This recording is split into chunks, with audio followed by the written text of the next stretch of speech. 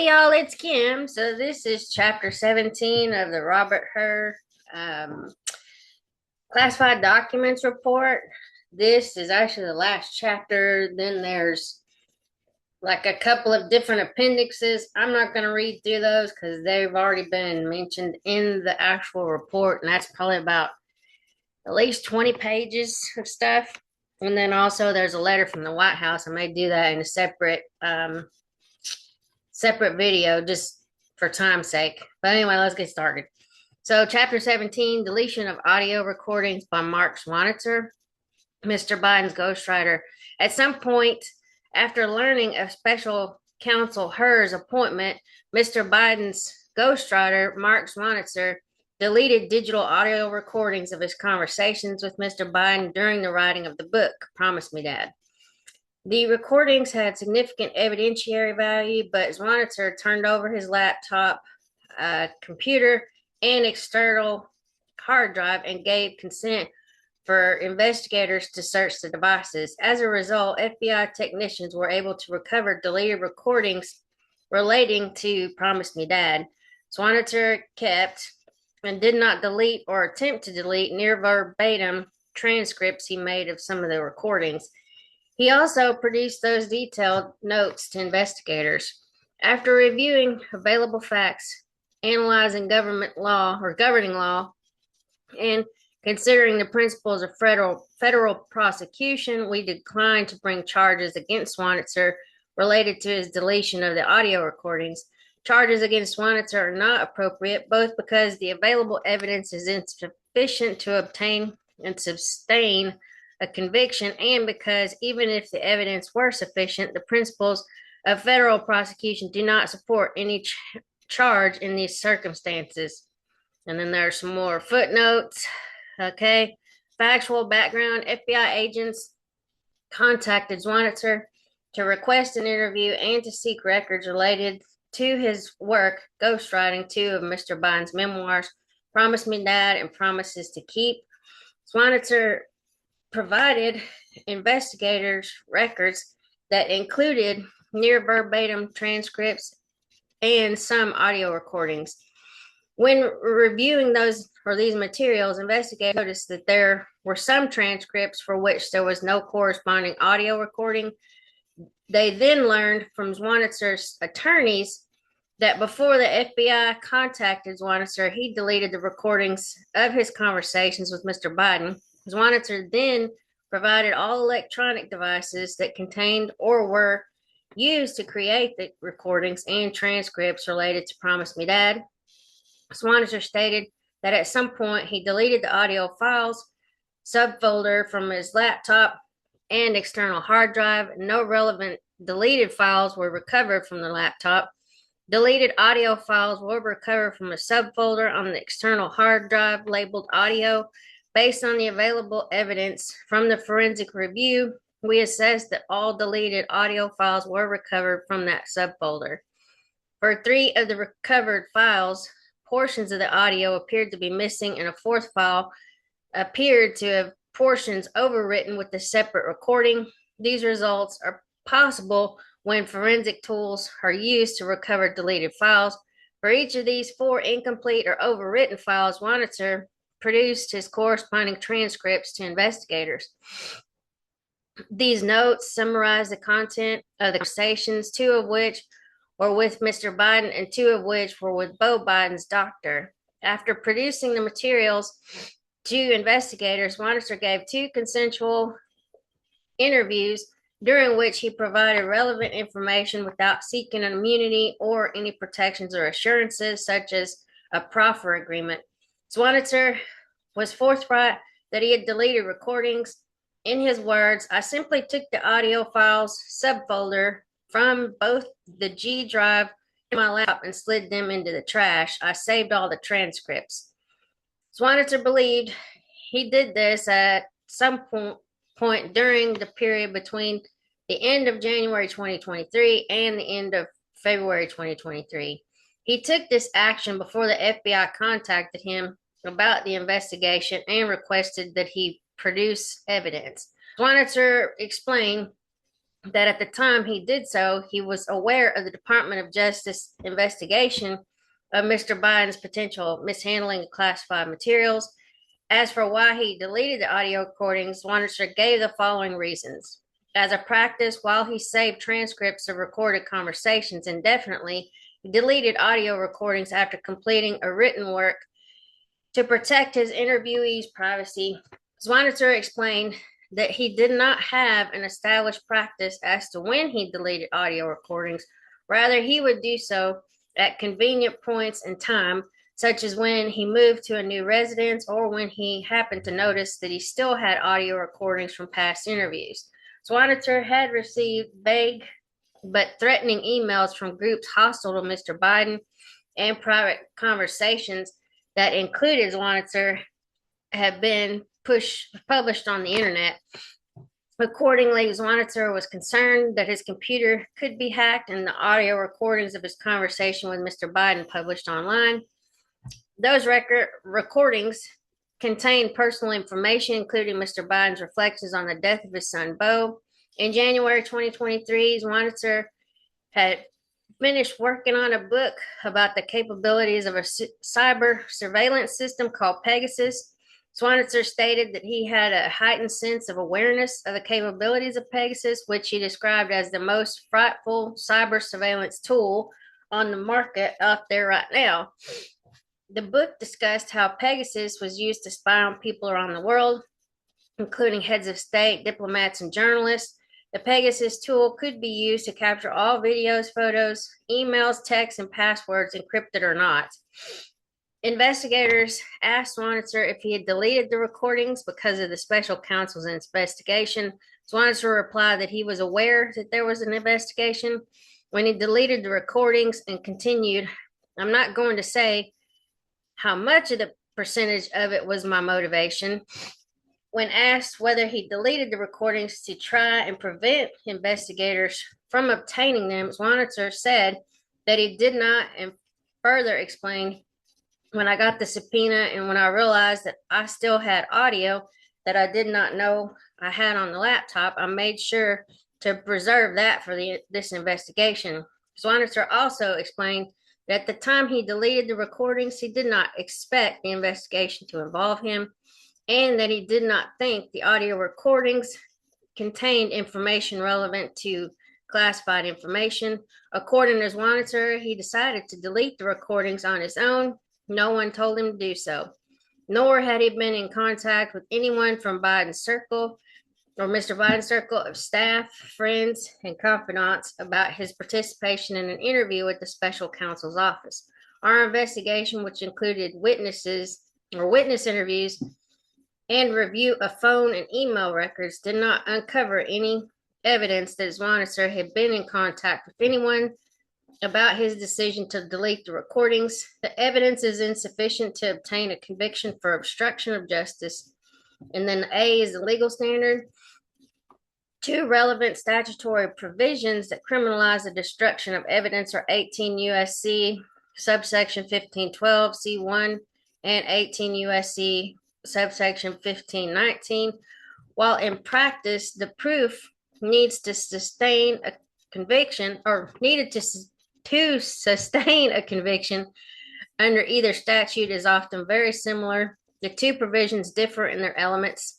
Section 1512 C1, like most federal obstruction statutes, require proof of a nexus or link to a specified pending or foreseeable official proceeding. What constitutes an official proceeding is enumerated in the statutory list and includes proceedings before a federal judge or federal court, a federal grand jury, or the United States Congress.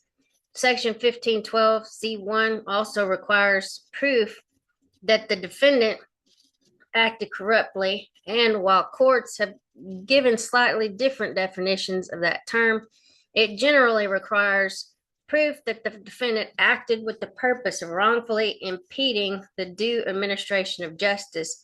Under any formulation, corruptly is a heightened mens rea. And then there's some court cases, I guess, if you want to read that. Okay, by contrast, Section 1519 permits prosecution in broader circumstances. For a Section 1519 prosecution, the government needed to show a link, or need not show a link to a specified proceeding. It need only show the commission of an obstructive act with the intent to impede, obstruct, or influence an investigation that is within the federal government's jurisdiction. Additionally, Section 1519 does not require proof of corrupt intent and instead requires proving that the defendant acted knowingly with the intent to impede, obstruct, or influence. While a defendant must commit the obstructive act knowingly, the defendant does not need to know whether the investigation he intends to obstruct falls under the jurisdiction of the federal government. Thus, Section 1519 criminalizes knowingly altering, falsifying, destroying, mutilating, concealing, covering up, or making a false entry in any record, document, or tangible object with the intent to impede, obstruct, or influence the investigation or the proper administration of any matter within the jurisdiction of a department or agency of the United States. Sounds kind of familiar. Hillary Clinton comes to mind, but I don't want to be Jeffrey Epstein. So anyway, I'll keep going. So given that Section 1519 is less burdensome because it does not require proving a nexus requirement or a corrupt intent, we evaluated Swanitzer's conduct under that provision. A prosecution under Section 1512C1 would fail for the same reasons. The evidence does not support, the evidence does not support a charge under Section 1519. Swinitzer admitted in a consensual recorded interview, I simply took the audio files folder from both the external hard drive and my laptop and slid them into the trash. Therefore, Swinitzer knowingly deleted audio files, but the available evidence cannot establish beyond a reasonable doubt that Swinitzer did so with the intent to impede, obstruct, or influence this federal investigation. In his interviews, Swinitzer offered plausible, innocent reasons for why he deleted the recordings. First, out of concern for privacy, he had a practice of deleting all audio recordings of interviewees in his possession and had done so previously. Second, Swinitzer was concerned that the materials could be hacked and published online. This concern was increased by his recent work on a book discussing a powerful cyber surveillance system known to target journalists among other groups. While Swinitzer admitted to being aware of the special counsel investigation, he did not say that his goal was to keep evidence from being uncovered by that investigation. Instead, Swinitzer explained that when I got the subpoena, when I realized that I still had audio that I did not know I had on the laptop, I made sure to preserve that for this investigation. Swinitzer's later actions, including the production to the special counsel of transcripts that mention classified information, suggests that his decision to delete the recordings was not aimed at concealing those matters from investigators. Significantly, Swinitzer voluntarily consented to 2 interviews and could have, but did not, invoke the Fifth Amendment to decline to produce the transcripts, his laptop, and the external hard drive.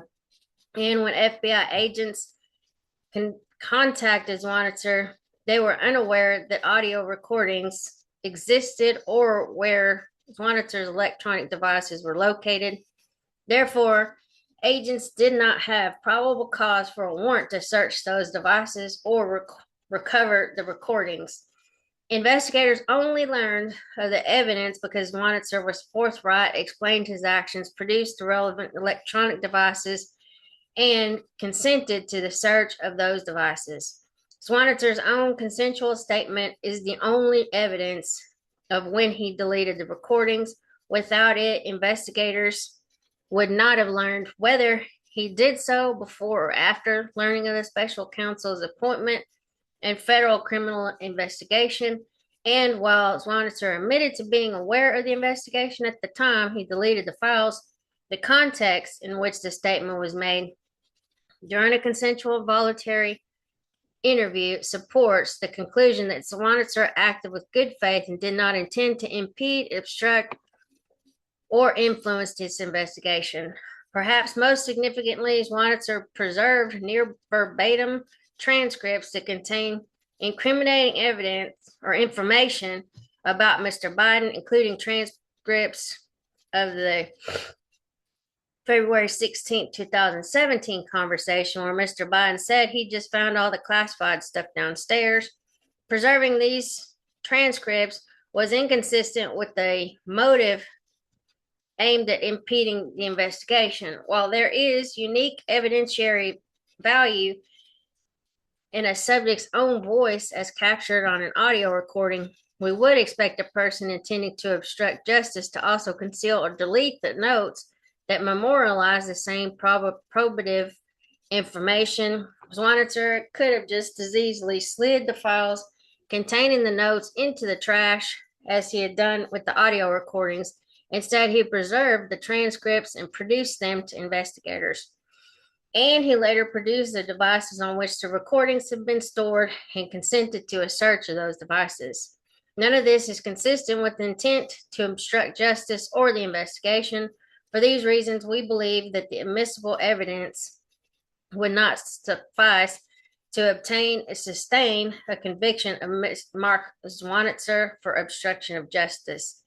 And 3, declination is also appropriate because, on balance, relevant aggravating and mitigating factors do not support Zwanitzer's prosecution. Even if the evidence available were sufficient to obtain and sustain Zwanitzer's conviction for obstruction of justice, we would decline prosecution because, on balance, relevant aggravating and mitigating factors do not support his prosecution.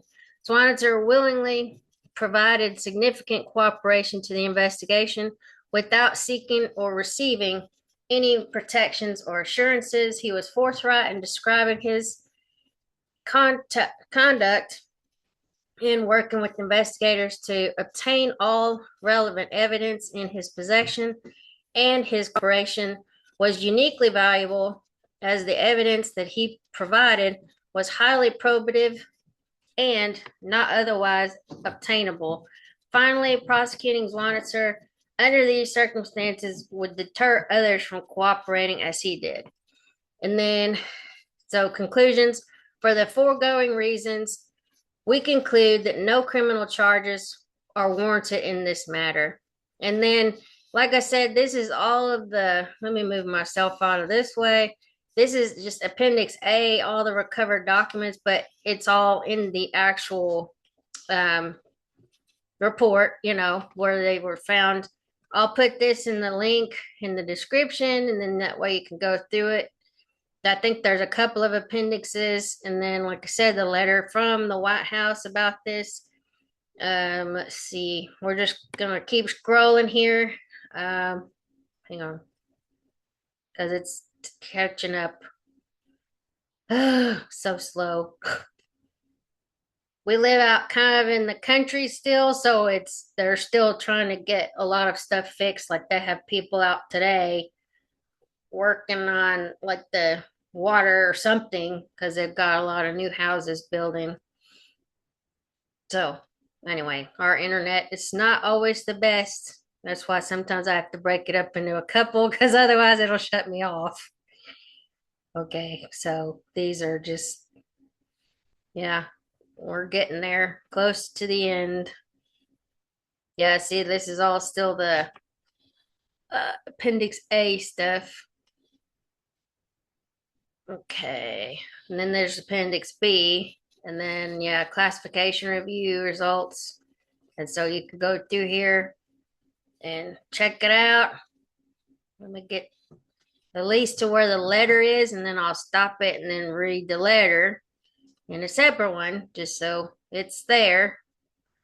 And then that completes the Robert Hur Classified Documents. Okay, so Appendix C. Okay, I didn't realize there was a C. I just kind of scrolled through it just so, you know, I knew what was coming. Okay, almost. I think, yeah, okay. So we'll stop it here and then I'll read the letter and then we'll kind of be done with this document and then we'll move on to other stuff because I've got a lot of things I'd like to go through just for my own sake. But, reading it may help somebody else be like, hey, let me go check this out. I mean, I like to learn, so that's kind of why I'm doing it. I'm learning. You may be learning something new, whatever. But anyway, talk to y'all later. Have a good afternoon. Bye.